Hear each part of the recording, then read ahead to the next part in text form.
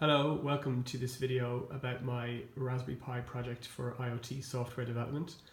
My project is a Raspberry Pi digital scale, which is set up to detect when weight of a particular item or objects that you would need on a daily basis in the home drops below a certain level. A warning will be sent out over social media. In this case, I'm using Twitter. So the first thing I did really was construct the scales, which has a base plate and a top plate, which I actually used a sample piece of laminate flooring from Muddies and just cut it in half. Really cheap option for €2 and perfect size and weight. I didn't want anything too thick because I had to drill through it, and nothing too heavy either, because the next important part and one of the most important components of my project is a load cell. It's a maximum 1 kg load cell. You can get them for weights 1, 5, 10 and above, up to whatever. But just for the purpose of this project, 1 kg was fine.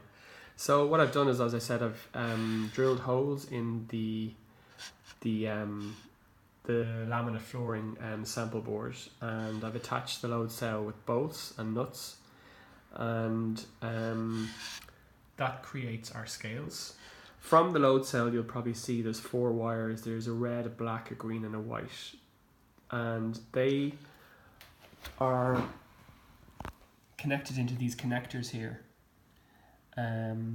So the wire's quite thin from those wires, so I put them into the connector, and then I've connected similar coloured or the same coloured jumper wires, and then they come to one of the next most important components of the project, which is the HX711 weight sensor, amplifier and a converter module as well. So what this does is the load cell will give very low signals, so and also there'll be analog signals. So this converter converts it to digital and it amplifies the signal. And I've attached the load cell obviously to the load cell to the HX711, and then in turn the HX711 is connected to this breadboard with jumper wires as well, using male to female jumper wires. On the HX711 unit, you can see I've actually soldered pin headers on, just a little bit of soldering I had to do, and then the jumper wires will connect directly onto the pin headers. From the breadboard then, the jumper wires will connect to the Grove Pi unit, which I've mounted on top of my Raspberry Pi. The reason I'm using the Grove Pi is because I'm going to use the LCD display which came with the Grove Pi kit, and to display the weight also. So this is obviously a lot easier to use, no soldering involved. It's just plug and go really. And so the Grove Pi is mounted on top of the Raspberry Pi, and the GPIO pins from the Raspberry Pi will feed into the Grove Pi, so I can do my connections through the Grove Pi. So that's pretty much about the components and the hardware. I've gone into detail about the wiring and the purpose of that, and the fritzing diagram, the schematic, and also I've discussed it in the report and a bit of the code, I think, as well. But basically, very briefly, there's excitation wires coming from the load cell that'll connect into the HX711, and then from the HX711 there's a ground and a VCC for power that connects to the GPIOs corresponding on the Grove and therefore the Raspberry Pi, and then the other wires then are actually what gives the signal of the weight. So what I can do then is I can show you that I've got the laptop set up here with the terminal open, and also with my Twitter page that I've created just for this project. So when we run the program, we'll see that it sends some tweets. And I've also got irregular kitchen scales here, just a cheap one from Lidl, just to compare the weights. So what I'll do is I'll turn this on first of all, and we're using toilet roll today because the purpose of my project was to send out signals when supplies of daily essentials run below a certain level or a threshold that we've defined. So if I just take one, I can pop it on, and you'll see that the weight reads at about 81 grams. I can add another one on. It should be about 161 there.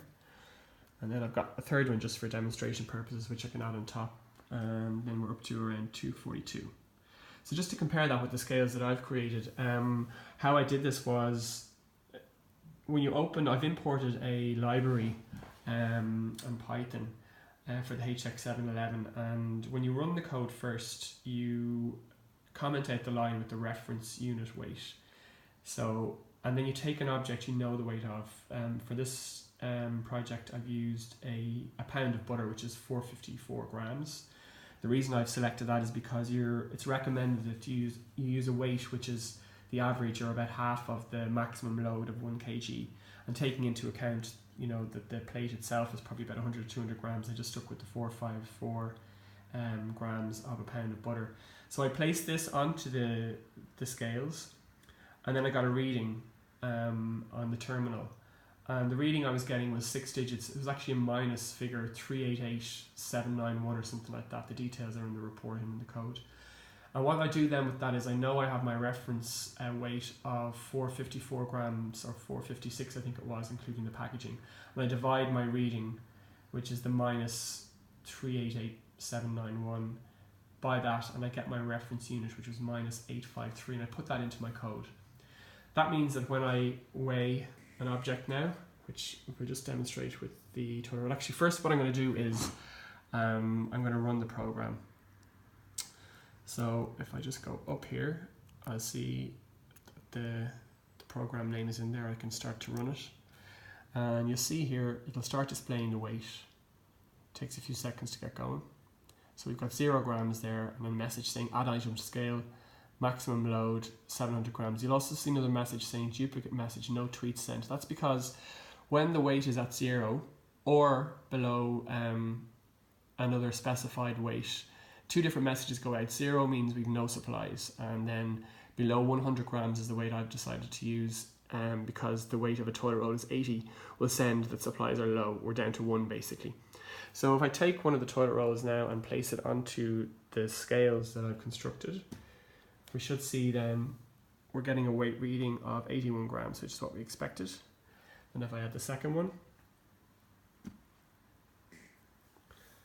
we're getting a reading of 162, which again is what we've expected. And then finally I'll add the third one on top of the scales there. So we have 3 there, and we have a weight of 243, which is only about 1 gram out from the reading we got from the other scale, so it's pretty accurate. The next thing is we'll remove the items. So if I take 1 from the top, we'll be left with 2 on the scales, and we should have a reading of about 160. So no action is taken here, no messages are going out. We're still okay, we've got 2. However, if I remove 1 more and put that over here, you see then on the terminal screen that I'm down to 81 grams, and now a tweet has been sent, but also we're getting a duplicate message, no tweet sent, because we don't want to bombard the Twitter feed with multiple messages about this. So that's written into the program. The program I'm using actually will check for it every 1 minute with a timestamp. So the message can go out again in 1 minute. Realistically, I wouldn't do that if I was running this in a practical level, because we don't need to do it every minute. Probably once a day, or even maximum once every few hours, or an hour or so would be fine. But just for testing and for demonstration purposes, it's 1 minute. And then also if I take the last roll off, you see our weight goes down to 0,